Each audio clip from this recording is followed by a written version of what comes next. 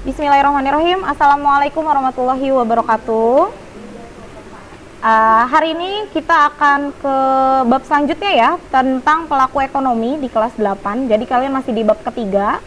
Kemarin kita sudah bahas tentang pendapatan yang diterima oleh rumah tangga keluarga, apa saja. Nah, sekarang kita akan bahas tentang peran-perannya. Peran-perannya apa aja sih pelaku ekonomi? Kita bahas dua dulu, yaitu rumah tangga keluarga atau konsumen dan rumah tangga perusahaan atau produsen. Oke, kita mulakan ya semuanya dengan basmalah. Bismillahirrahmanirrahim. Semoga pembelajaran hari ini semuanya bisa dicerna dengan baik, bisa bermanfaat buat kalian. Oke, kita mulai. Tujuan pembelajaran kita hari ini adalah biar kalian bisa memahami apa sih perannya. Peran dari rumah tangga keluarga itu tidak hanya sebatas sebagai seorang konsumen atau pemakai, tapi ada dua peran yang dilakukan oleh rumah tangga keluarga. Terus apa saja kalian juga bisa mengidentifikasi, kan ada tuh peran yang kedua yaitu pemasok faktor produksi. Kok konsumen memasok faktor produksi buat RTP? Maksudnya bagaimana? Nah, itu nanti akan menjadi penjelasan kalian. Yang ketiga, mampu memahami peran dari rumah tangga perusahaan atau produsen, seperti itu. Jadi kalian bisa membedakan nih, apa bedanya RTK dengan RTP. Lalu yang terakhir, mampu menjelaskan karakteristik dari RTP. Sebuah rumah tangga perusahaan bisa dibilang dia sebagai sebuah perusahaan. Apa sih karakteristiknya? Nanti kita bahas.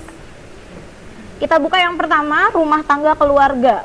Unit paling terkecil dari seorang pelaku ekonomi.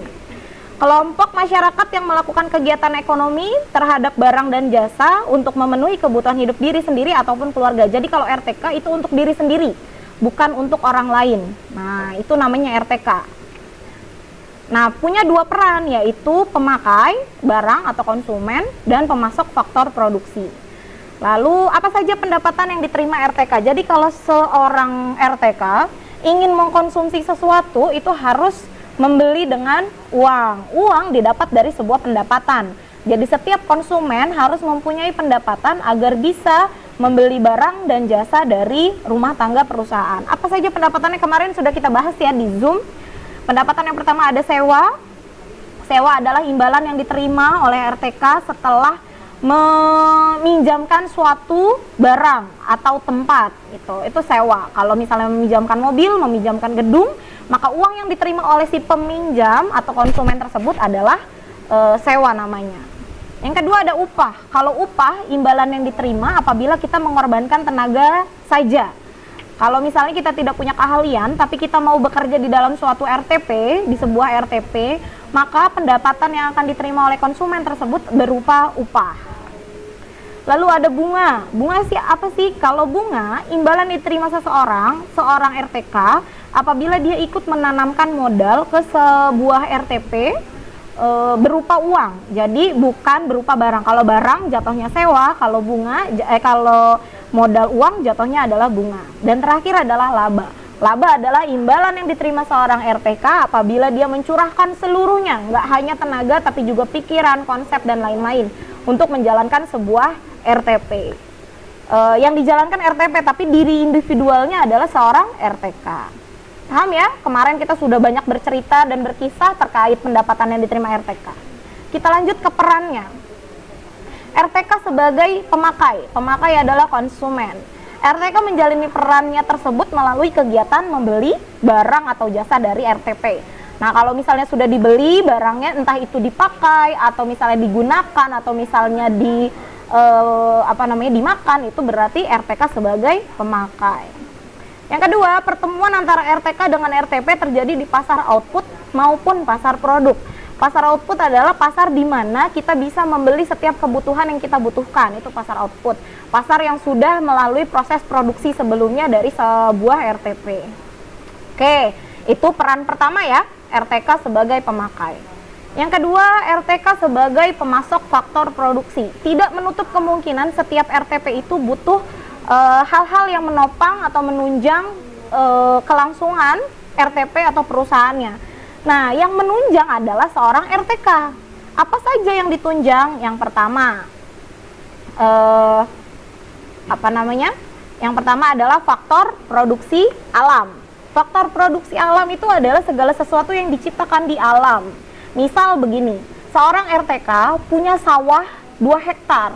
sawah tersebut punya si RTK, tapi ada RTP yang bilang bahwa hasil dari persawahan itu saya yang akan menjualkan.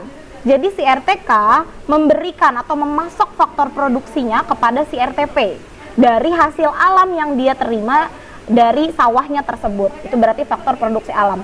Nelayan mengambil ikan di lautan, itu kan faktor produksi alam. Tapi yang menjual, misalnya nelayan menjual ke distributor pertama, tapi distributor tersebut menjual kembali ke pasar atau supermarket, maka pasar dan supermarket yang termasuk ke dalam sebuah RTP mengambil faktor pasokan produksinya dari RTK. Seperti itu, paham ya? Jadi faktor produksi alam.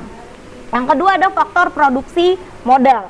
Faktor produksi modal itu tidak hanya berbicara tentang uang, tapi juga berbicara tentang tanah, gedung, terus mobil, seperti itu. Jadi modal itu bisa dalam segala sesuatunya, segala hal, tidak hanya berkaitan dengan uang. Jadi kalau ada seorang RTK meminjamkan sebuah gedung, meminjamkan sebuah rumah, meminjamkan sebuah mobil kepada perusahaan, maka si RTK tersebut sudah menjadi pemasok faktor produksi dari sebuah RTP.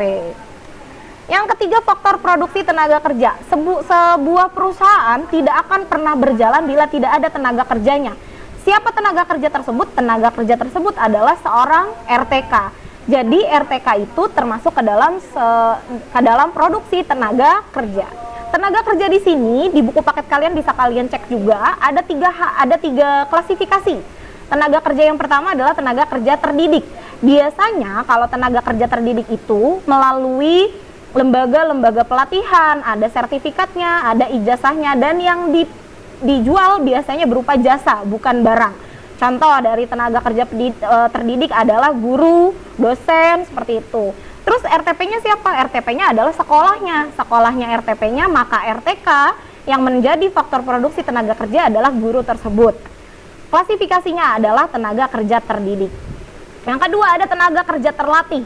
Kalau tenaga kerja terlatih biasanya berupa keterampilan, bukan melalui sebuah lembaga sekolah, seperti itu. Kalau lembaga karena tenaga kerja terlatih itu biasanya melalui keterampilan saja, seperti montir, itu kan dia tidak butuh yang namanya ijazah, yang penting dia punya keterampilan sebagai seorang montir, maka dia klasifikasi tenaga kerja terlatih. Terakhir, tenaga kerja tidak terdidik dan tidak terlatih. Biasanya dia tidak punya skill, tidak punya pendidikan, dan tidak punya keterampilan. Contohnya adalah buruh, lalu tukang sapu jalan. Nah, itu adalah faktor produksi tenaga kerja tidak terdidik dan tidak terlatih. Oke, itu faktor pemasok produksi yang ketiga. Terakhir, ada faktor produksi kewirausahaan, di mana seorang RTK mampu mengelola sebuah perusahaan. Mungkin ada orang yang punya uang banyak, punya gedung, punya apapun, tapi tidak bisa mengelola, maka dia harus merekrut RTK yang bisa mengelola perusahaan tersebut. Itu dinamakan faktor produksi kewirausahaan. Seperti itu ya. Jadi itu, kenapa RTK tidak hanya sebatas sebagai seorang pemakai, tapi juga sebagai pemasok faktor produksi. Karena dari keempat hal itu, seorang RTK menunjang keberhasilan dari RTP tersebut. Oke, kita masuk ke rumah tangga perusahaan. Rumah tangga perusahaan, pihak yang melakukan kegiatan produksi. Kalau tadi RTK melakukan kegiatannya konsumsi, kalau RTP yang melakukan kegiatan produksi. Kalau RTK untuk diri sendiri, kalau RTP menghasilkan suatu barang dan jasa untuk keperluan orang lain. Ya, jadi kalau rumah tangga perusahaan tuh berpikir bagaimana orang lain bisa menggunakan apa yang mereka hasilkan. Oke, berperan sebagai penghasil dan penyalur barang hingga sampai ke pihak yang membutuhkan, itu RTP. Jadi mereka nggak hanya menghasilkan barang, tapi juga menyalurkan sampai akhirnya konsumen-konsumen tersebut mendapatkan barang yang dia butuhkan. Nah, perusahaan dibagi menjadi 3. Ada industri primer namanya. Industri primer itu hanya perusahaan yang mengolah hasil kekayaan alam. Petani, nelayan, pokoknya segala sesuatu yang dihasilkan oleh alam itu namanya industri primer. Kalau industri sekunder adalah perusahaan yang menghasilkan barang industri. Jadi sudah jadi gitu.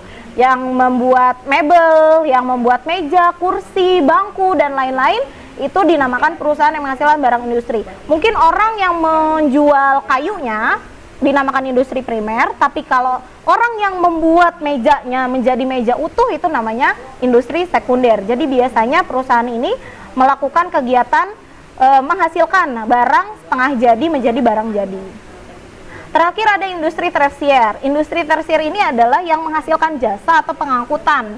Jadi biasanya RTP ini yang menyalurkan barang yang sudah mereka terima dari seorang RTK. Dialah yang akan misalnya tadi si industri sekunder sudah membuat meja, maka industri tersier macam JNE, JNT, Wahana dan lain-lain itu termasuk ke dalam RTP industri tersier. Paham ya sampai sini? Terakhir kita bahas karakteristik dari RTP. Sebuah rumah tangga perusahaan bisa dibilang itu sebuah perusahaan kalau memenuhi karakteristik ini. Yang pertama, dia tidak memiliki sumber daya sendiri, maka dia memasok faktor produksinya dari seorang RTK. Yang kedua, melakukan kegiatan produksi. Udah pasti, RTP selalu menghasilkan suatu produksi, entah itu produksinya barang ataupun jasa. Yang ketiga, sudah pasti membayar imbalan kepada si RTK, baik berupa upah, sewa, bunga, laba, dan lain-lain. Yang keempat, menjual hasil produksi ke RTK. Sudah pasti apa yang dihasilkan oleh RTP dijual ke RTK untuk dipakai barangnya oleh rumah tangga keluarga. Dan yang jelas, rumah tangga perusahaan pasti menerima pembayaran dari barang-barang yang mereka hasilkan dan menerima pembayaran tersebut dari RTK yang menggunakan barang-barang yang mereka hasilkan.